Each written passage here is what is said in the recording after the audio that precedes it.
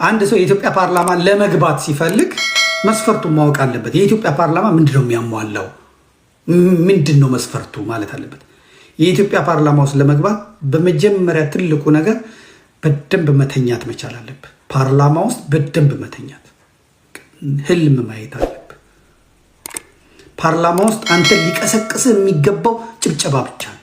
የጠቅላይ ሚኒስትሩ ጆክ፣ ቀልድ፣ ጎሽ፣ አቦሸማኔ፣ ነብር፣ ድንብላሊት፣ እንሽላሊት፣ ድብኝት እንደነዚህ ነገሮች ሲነገር ልክ ሲያጨበጭብ ብድግ ማለት ነው። ይሄ የማያሟላ ሰው የኢትዮጵያ ፓርላማ መግባት የለበትም። የኢትዮጵያ ፓርላማ ውስጥ የሚገቡ ሴቶች ቅቤ የሚቀቡ መሆናል። በደንብ ቅቤ ተቀብተው በደንብ ጡንጂታቸውን እዚህ ውስጥ እንትናቸውን አድርገው ዳማከሲያቸውን እዚህ ምናምን አድርገው አሪቲያቸውን በዚህ ውስጥ ከተው መግባት አለባቸው። የኢትዮጵያ ፓርላማ ውስጥ የሚገባ ሰው እንቅልፉን መለለ። የኢትዮጵያ ፓርላማ ውስጥ የሚገባ ሰው በደንብ እንደዚህ አፍንጫውን እንደዚህ መጎርጎር አለበት።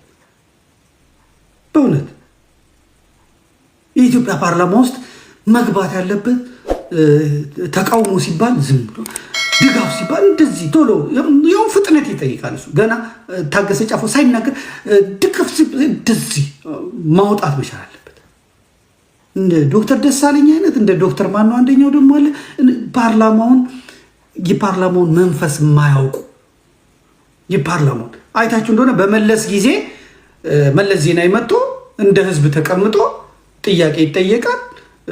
ህዝቡን ሳያይ ነው የሚመልሰው። በቃ የህዝብ ተወካዮች ምክር ቤት ነው ብሎ አብይ ይሄን ያያል፣ ማየት አለበት። ይሄን ህግ ጣሰና እዛ ከታገሰ ጫፉ ጋር ነው የሚቀመጠው። አለመማር በጣም ጥሩ ነው ያልኳችሁ ለዚህ ወንስ እስከ 7 ክፍል አሁን መለስ ምንም ቢሆን ዊንጌት ድረስ ተምሯል። እንደ አብይ እዛ ቢሆን በእውነት ኢህአዲግ ራሱ ለምሳሌ ለነ ታማኝ በየነ የሆነ ኮንዶሚኒየም መኪና ቢሰጣቸው፣ ለነ ማነው አንዳርጋቸው ጽጌ የሆነች ነገር ቢሰጣቸው፣ ለዲሲ ግብረ ኃይል እንደዛ ሲጮሁበት ኮንዶሚኒየም ቢሰጣቸው ምናምን ቢሰጣቸው አይወርድም ነበር። አይችሉም፣ አልተማረም። እስከ 7ኛ ክፍል ትንሽ ቢማሩ ጥሩ ነበር። ስለዚህ እንትና እዛ ላይ ይወጣል፣ ማነው ስሙ አብይ አህመድ እዛ ላይ ይወጣል። እንደዚህ ነው የሚያያቸው። ማን ነው የሚያጨበጭበው፣ ማን ነው የሚተኛው፣ ማን ነው እንትን የሚለው ምናምን ያያቸዋል። እነሱም በቃ እንትን ይላሉ። ሲናገር አብይ አህመድ ሲናገር የሚያስቅ ነገር ሲናገር ዋታ ብሎ እግር አንስቶ የማይስቅ ሰው በሚቀጥለው ቀን የሚደርስበትን እሱና ፈጣሪው ናቸው የሚያውቁት። ስለዚህ በኢትዮጵያ ፓርላማ መግባት ያለበት በጣም አቃጣሪ የሆነ በጣም ባንዳ የሆነ በጣም አጨብጫቢ የሆነ በጣም የህዝብ ጉዳይ ደንታው ያልሆነ ከበላ ከጠጣ የራሱ ጉዳይ የሚል መሆን እንጂ ዝም ብሎ አንዳንዶች በቃ እኛ ይሄ ትክክል አይደለም። የኢትዮጵያ ህዝብ ፍላጎት አይደለም። የኢትዮጵያ ህዝብ የሚጮህለት ኢትዮጵያ አይፈልግም። ይሄ መረዳት መቻል አለበት። ተመልከት፣ እንደ ዳንኤል ክብረት ነው መሆን ያለበት። የፓርላማ ወንበር ትይዛለህ፣ አትቀመጥበትም፣ አትጠይቅበትም። 5 ዓመት ደሞዝ በልተህበት ውልቅ። ይሄን ነው የሚፈልገው የኢትዮጵያ ፓርላማ። የሚፈልገው እንዲህ አይነት ታማኝ ወንበር የሚያሞቅ አለቅ። ዝም ብሎ እዛ ገብቶ የክቡር ኮሎኔል አፈ ጉባኤ በጣም ጊዜ ይስጥልኝ፣ ለ1 ደቂቃ በወለጋ ለተጨፈጨፉት አማሮች እንጸልይ፣ የህሊና ጸሎትና ምን አገባ? ልክ ነው እንትና ታገሰ ጫፉ ምን አገባ? ስንስራት ፓርላማ የገባው እሱ ለተገደለ ሰው እንዴ ትንሽ እኮ ቢቆይ አሁን ደሳለኝ ጫኔ በቃ ፍትሃት ይምጣ፣ ቄሶች ይምጡ፣ መስቀል ይምጣ፣ ጳጳሱ ይምጣ፣ ፍትሃት እናድርግ። እንደዚህ የሚባል ነገር የለም። የኢትዮጵያ ፓርላማ ውስጥ ሞተ፣ ተጨፈጨፈ፣ ምን አገባ? አለቅ። ከዛ ወያኔን ለማስመታት እንደዚህ ለመደብደብ ሲፈለግ ያን ጊዜ በደንብ ማልቀስ አለብህ። ህዝባችን እንደ ደሴ ወፍራም ሴትዮ እንደዛ እንዳለቀሰችው እነ ወይዘሮ ሽታይ ምን አሉ? ኢህአዴግ እንዴት መስመት አለብን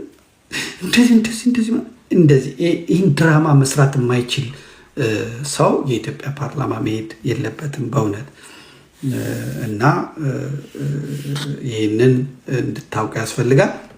ስለዚህ ከአማራ ተቃዋሚ ስለሚያስፈልግ ከታማኝ ተቃዋሚ ደግሞ አብን ነው። እነበለጠ ሞላን እነማ ከአብይ አህመድ ጋር ያስማማቸው አንዳርጋቸው ጽጌ ነው።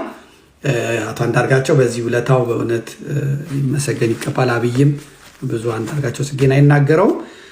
3 ሰዎች ተመርጠዋል። እንግዲህ ከወሎ እና ከሸዋ እንትና ከገባ አላውቅም። ከሸዋ ያ ፕሮፌሰር ዳምጠው ከገባ አላውቅም፣ አላወኩም። ግን 3ቱ ገብተዋል።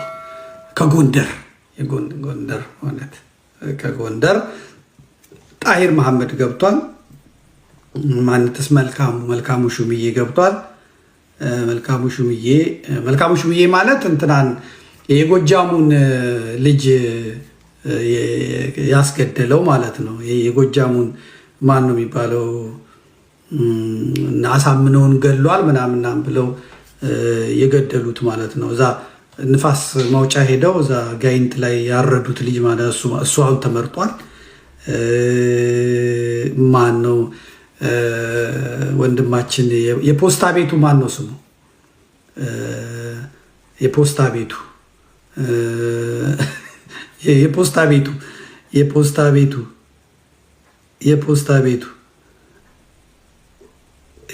ቤቱ ሰውዬ ማን ነው ስሙ? አይደለ የጎንደሩ የአሁን ፖስታ ቤት እንትን የተባለ የፖስታ ቤቱ መርሻው ነው። ጋሻው መርሻ። አዎ ጋሻው መርሻ 3ቱ ከጎንደር ተመርጠዋል። ጋሻው መርሻዬ እንኳን ደስ ያለህ በእውነት እንኳን ለፓርላማ በቃ። ዝም ብለህ አሁን ጥሩ ነው ስምም ማለት ዝም ብሎ በኮታ ስልጣን ከሚሰጥ አሁን የፓርላማ አባል ነህ፣ ከፍ ያለ ደረጃም ታገኛለህ። እንኳን ደስ ያለ። በጣሂሩ ምትክ ገብተህ የነበረው መልካሙ ሹምዬም እንኳን ደስ ያለ። እንደገና ጣሂሮም የጎንደር ህዝብ መርጦሃል፣ በእውነት እንኳን ደስ ያለ። እንግዲህ የሱፌም የሚመረጥ ይመስለኛል። የአምባሰል ህዝብ የእንትን የማነው ስሙ የነሉሊ ሀገር ህዝብ ነው፣ በጣም ይመርጡታል። በለጠ ሞላ ተወዳድሯል፣ እሱም ይመረጣል። እና እናንተ የተመረጣችሁ ሰዎች ቀሪው ዘመናችሁ በእውነት ጥሩ የማቃጠር ጥሩ የማጨብጨብ ጥሩ ትግሬን የመስደቢያ ወያኔን የመርገሚያ ፋኖ ላይ ተረት የመተረቻ ዘመን ያርግላችሁ። የምትበሉትን ሚጥሚጣ ያርግላችሁ። የህዝቡ መከራ በቤታችሁ ይግባ። በእውነት አሜን በሉ። የህዝቡ ስቃይ በቤታችሁ ይግባ።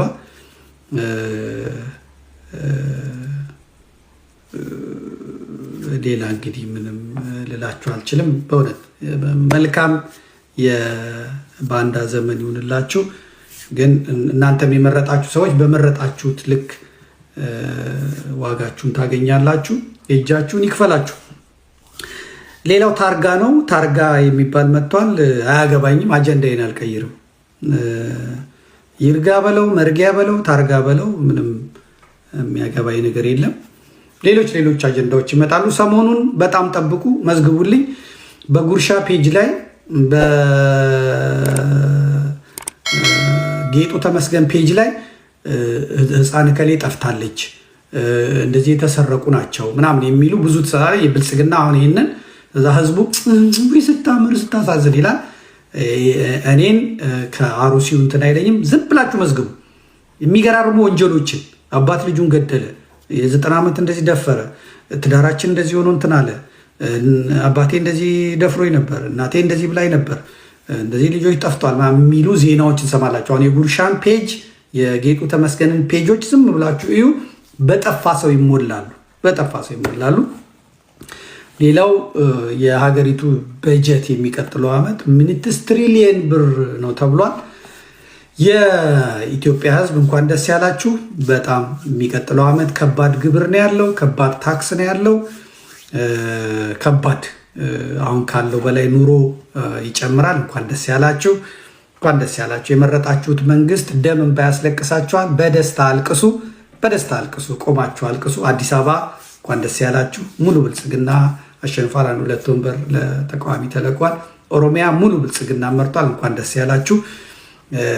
መጪው የተመረጠው መንግስት ያው ሳያውጅ ልንገራችሁ ብዬ ነው። ያው አሸንፏል እንትን ብሏል። ብዙዎቻችሁ በሽመልስ ሰዓት ላይ እያወራችሁ ነው። ብዙዎቻችሁ የሽመልስ አብዲሳ ሰዓት ብላችኋል። እና ታዲያ እሱም አጀንዳ ሆኖ ነው የመጣው። እኔን አይመለከት አላየሁትም። እኔ አያገባኝም። ለምን ሀገሪቷን በላዩ ላይ አያደርግም? ሀገሪቷንም አርጓታል። እኔ ምን አገባኝ? እኔ አሩሲ ላይ ነኝ። አሩሲ ብላችሁ ጻፉልኝ። አሩሲ ብላችሁ ጻፉልኝ። $15,000 ምን አላት እንዴ? ምን አላት? $500,000 አሩሲ ብለህ ጻፍልኝ።